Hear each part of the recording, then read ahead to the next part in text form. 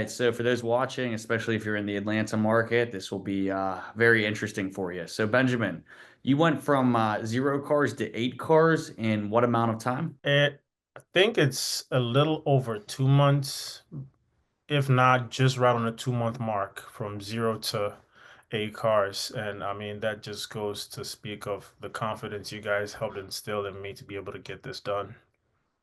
Yeah, appreciate that. And then what kind of vehicles are in your fleet? Just economy cars. I think as far as the choice of cars, we had to do a market analysis and come up with a good list of cars that would work for my market. So currently, I do have two Sonatas, one Equinox, a Kia Sorento, three Kia Fortes, because the first one I got was doing pretty well, so I just went and got some more, Yeah. um, and then one Kia Forte. So eight vehicles in total right now. Yeah, which is really impressive in that short amount of time. Out of those vehicles, which one would you say is performing the hottest right now? The two Sonatas are doing great. Just They're, honest. yeah, the first vehicle I actually got was a Sonata, and those just stay out. And they come back, and in about an hour or two, they're booked. And sometimes they're like booked for the whole week. So yeah, that's my top performer right now, the Sonatas. Great. And later in the video, we'll go into your actual account to kind of show people, what they could actually earn and everything on Turo, and just to show some of the actual vehicles. Because in a few of our other client videos, we've received some comments where people want to see the actual numbers, which makes sense. But before we get into that, when you originally started Turo, like what got you interested in becoming an entrepreneur and starting a car rental business? Yeah, thanks for that question. As far as being an entrepreneur, I'd say it's pretty much been my whole life. But moving to the US about years ago, 8 years ago, I kind of had to find my feet because of the cultural shock and all that. But with regards to Turo itself, I gave it a try back in 2021, 2022, and at that time I was a truck driver. So it was just my personal vehicle. I had it on there, and I would be out of state driving. People would pick it up, drop it off, and whatnot. But then there was an issue where somebody rented the vehicle and they just didn't return it on time. And when Turo helped me repossess the vehicle, there was a damage. At that time, I did not know how to go about stuff like that. And so Turo ended up paying me less than what it was going to cost me to fix the vehicle. So I was like, you know what? I don't want to deal with all this. I'm out of state on the road. I have cops calling me saying, hey, your car is parked in the wrong spot and all that. I don't want to deal with all that. So I stopped.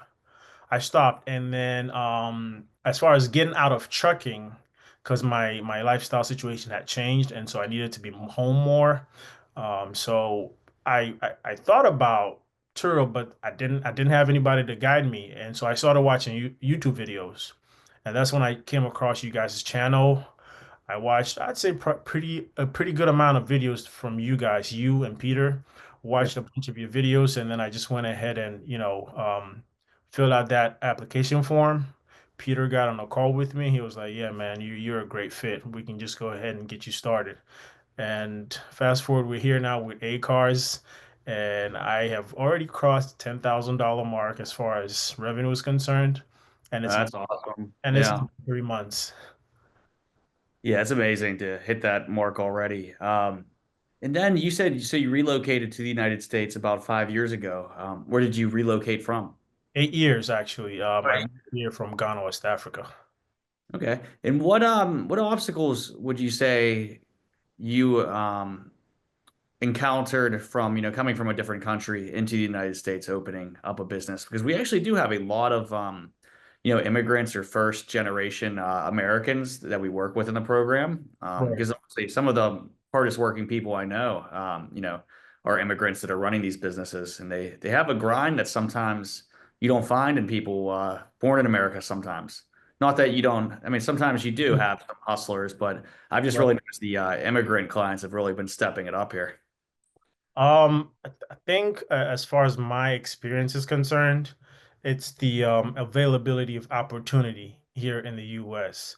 There's so much you could do with your life here in the US because of the opportunity, the market, and the kind of economy it is. It's a capitalist economy. If you're willing to put in the work, there is money to be made. And moving here, it was a cultural shock to start off with. I tried to get into school. I did get into school, but then I hopped out of school to go do trucking. So as far as my experience is concerned, I'll say this. It's not been easy, but what I can say for sure, which is a fact, is that if you're willing to put in the work, with the right guidance, results are imminent. Like results are gonna happen. Yeah, no, that's great advice. And then I know you've been had an entrepreneurial background, probably could have started several other businesses besides going into the Turo. What made this one stick out over other opportunities? I would say it's more so the flexibility, being able to work for myself. That's number one, the flexibility. And when I was getting out of trucking, I was looking for something that would allow me to be home more.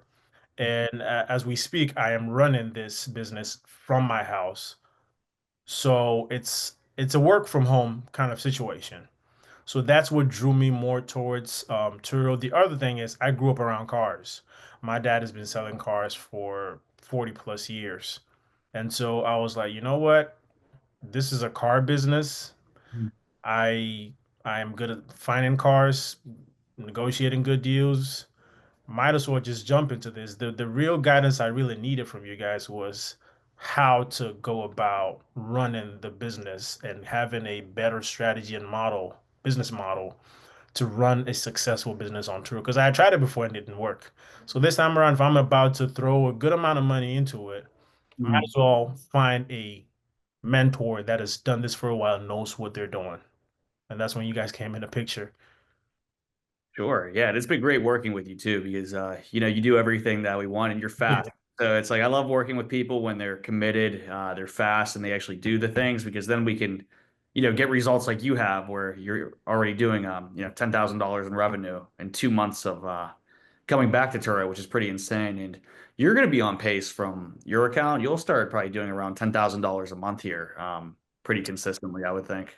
That's the goal. And thanks for the compliment. I'm trying the best to put in the work that I need to. So yeah, that is the goal. And I'm not just looking at 10,000 revenue. I'm looking at 10,000 take home.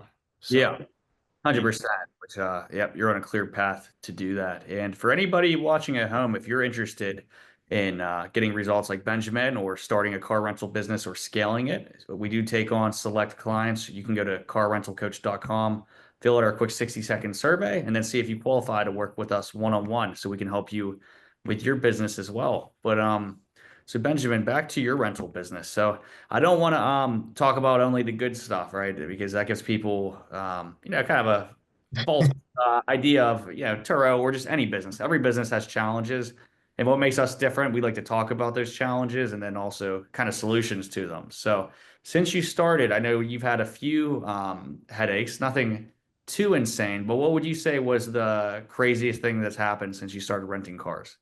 oh my gosh. Yeah, just like any other business, there are the downsides, trust me.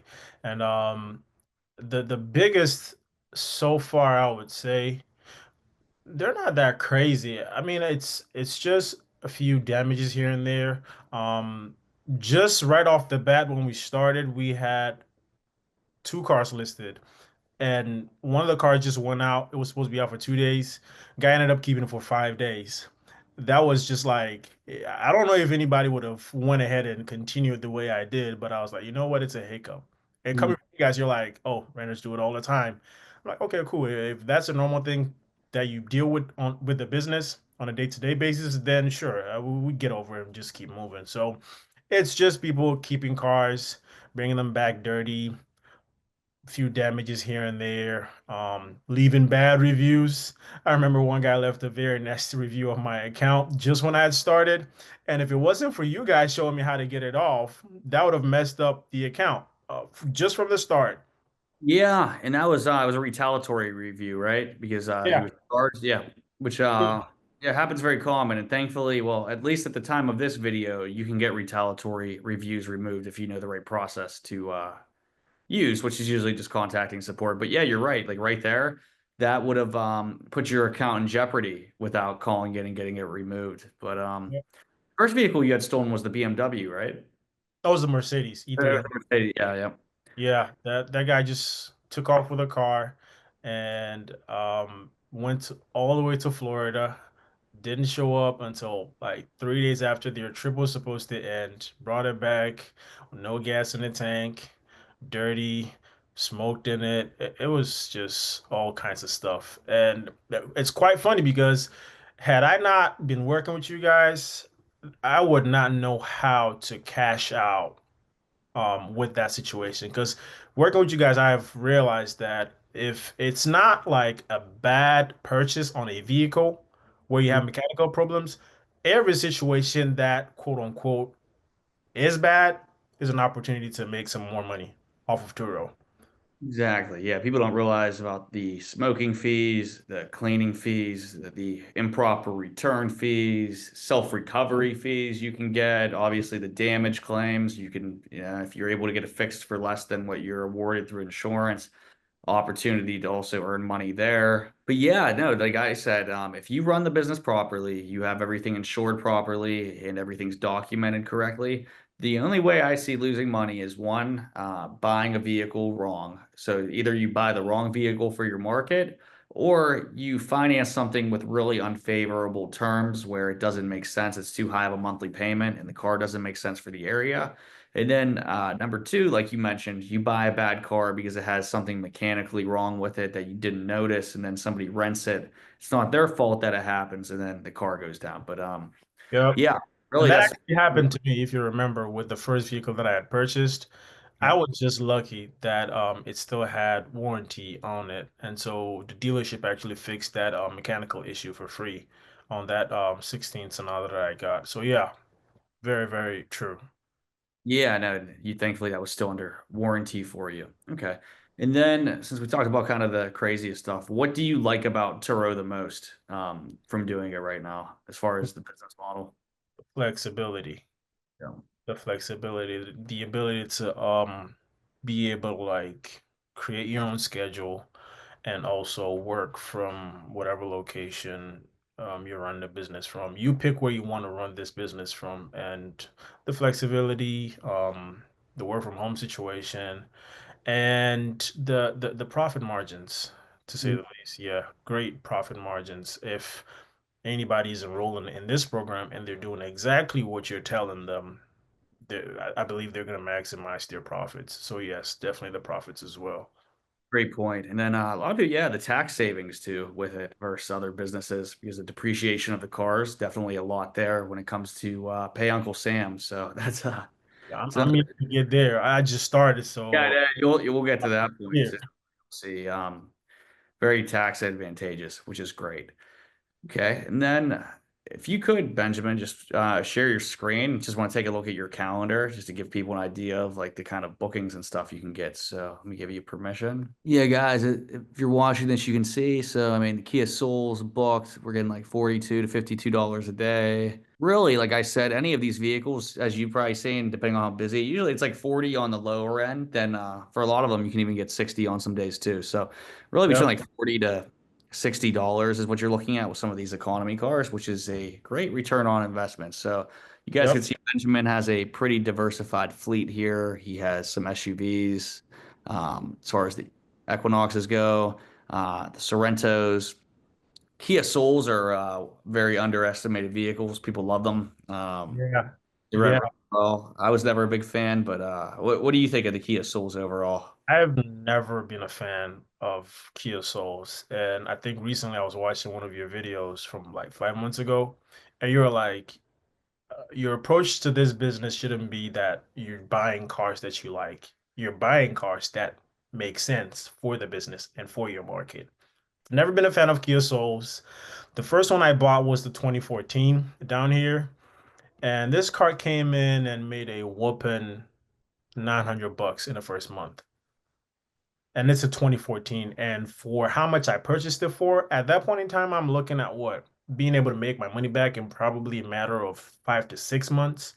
And then everything after that is just profit. So once I saw that, I was like, I need more of these. That car was just not sitting. It would just come back, and in an hour it's booked and it's right back out. And sometimes your calendar might look like this, like not booked all the way, but the way I have it set up, which is how you taught me to set up my account, the cars come in and in an instant they're booked, they're going back out. They come in and I'm not even done doing the checkout process and they're back on the road. So for the Kia Souls, I've never been a fan. And actually, when I started buying them, driving them to the shop to get oil changes and to the car washes, I realized it was a really comfortable ride. And I realized why people actually like them because they're very spacious, very economical on gas, like very, very, very frugal on gas. And they drive pretty nicely. So yeah, Kia Souls, they're great for my market, to say the least. Sure. Yeah, I've noticed that too. I wasn't the biggest fan, but like you said too, they're surprisingly spacious. You can actually put like a piece of furniture in the back or something because of the way they're shaped and kind of cube shape. But Yep. I yeah, had somebody rented and they had it for 3 days and they actually moved a whole apartment worth of stuff from their apartment to the storage with a Kia Soul. yeah, and that's impressive. I mean, I guess they did a good job marketing them with the hamster commercials and pushed them out there. So, yeah, Yep. everybody seemed to like them. And I'm a fan myself now. I am And too. yeah, Sonatas too. Those are another great one. Uh, Yeah. yeah. You don't see the other Sonata I have on here because I have it snoozed. It gets brought it back yesterday with the bumper scratched, and I just took it to the shop this morning to have it fixed. So yeah, you don't even know about this because you've taught me well enough to handle most of these things. I'm not even, texting you so much as when I started. In the first month, I was blowing George's phone up, just texting him on Slack, texting him on his personal line, calling him. And it's been 2 months and it's like I barely hit him up unless something that has never happened happens. It's been smooth. I've learned a lot. Yeah, no, you made a lot of progress since we started. Really, really killing the business Thank you. overall. Um, Thank you. yeah, and of course. Then if you want to pull up your reviews, just to show everybody watching. Okay. Yeah, so currently you see 89% 5 stars, which is killer. I mean, look at these reviews. They were professional, communications were perfect, great car, clean and smooth ride, easy to pick up. That just came on there a couple of days ago because the guest was mad that I couldn't change their trip. I couldn't make a change on there. I decided not to call Turo to get this taken off because it's been a lot of good reviews. So I'm like, you know what? I'm human. Stuff does happen. So I'm just gonna leave this on there and then respond to it in public. And I That's mean, not even a bad one. I mean, that's not even your fault, but people will complain. But yeah, no, great. Like, I mean, I all can't pretty much 5 star right here, which is make everybody. killer. And what Yeah. would you say, as far as your market goes? So, being in your area, you're in Atlanta.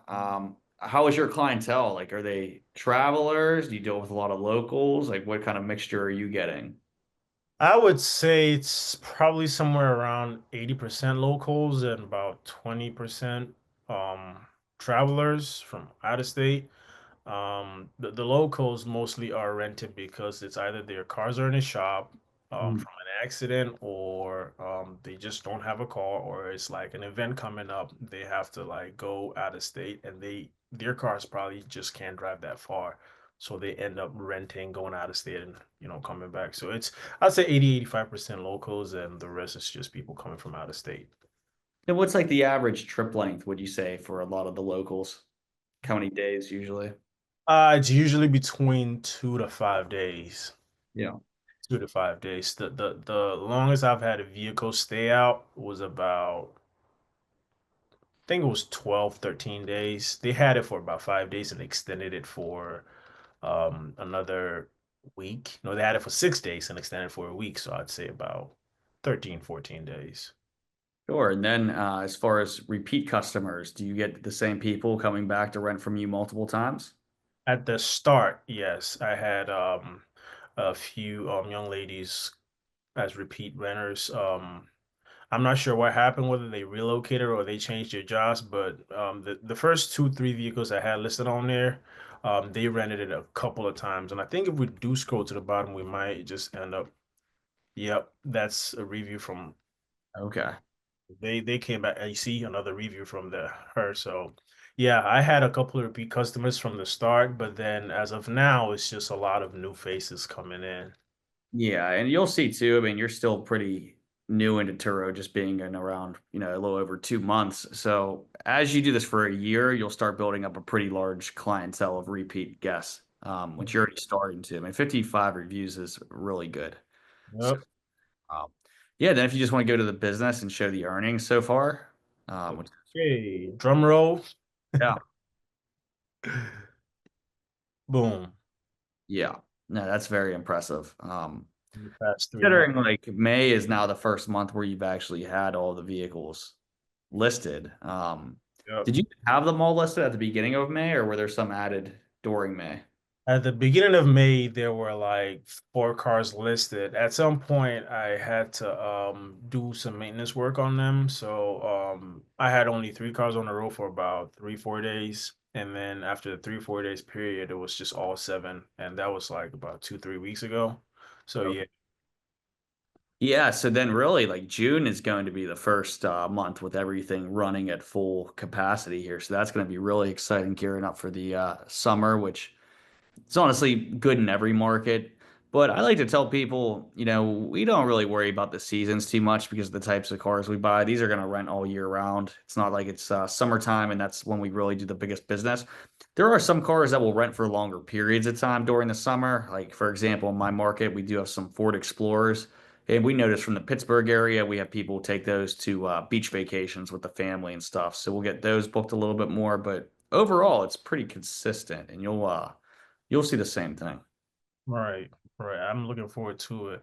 And I was actually gonna ask you and find out what your take is on the upcoming World Cup and how you think it's gonna affect Turo and the earnings on there. Yeah, so I would think it's gonna skyrocket with prices during that period of time. I think really you'll be able to make out a little bit more during that period for sure. Anytime there's a large sporting event or local concert, anything like that, football games, it always raises prices, especially with big events like that. Um, Okay. Okay. Keep that in mind. I guess that's a reason to expand more and get more vehicles. Yeah, and everything's a good reason. It's fun buying them, honestly, and getting the new ones listed. Then, Right.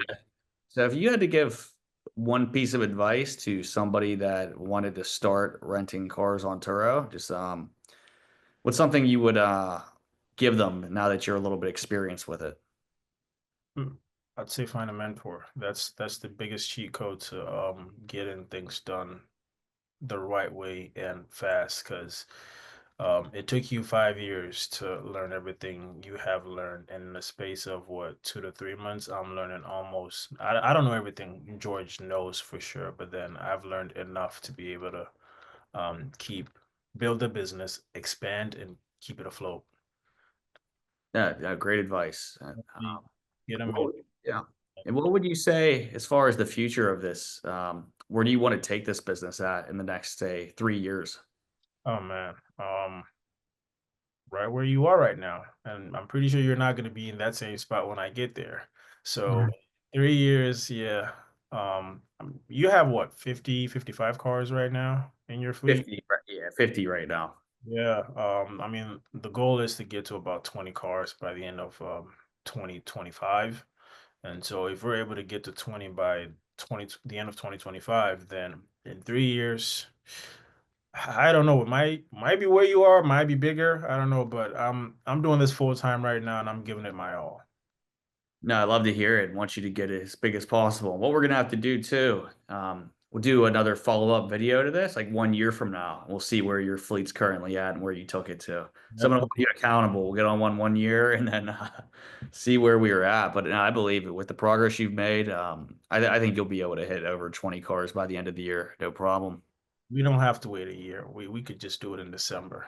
All right, let's do. Yeah, hey, we'll do it. We'll do a follow-up at the end of the year. But Well, appreciate your time today, Benjamin. I'm glad, hopefully this was valuable to those watching at home. And guys, if you do want to work with us, like we said before, just go to carrentalcoach.com, fill out the quick 60-second survey, and we'll see if you are a good fit to work with us. And if you are, we'll work with you one-on-one to start or scale your car rental business. So thanks again, Benjamin, and we'll see you guys in the next video. Thank you.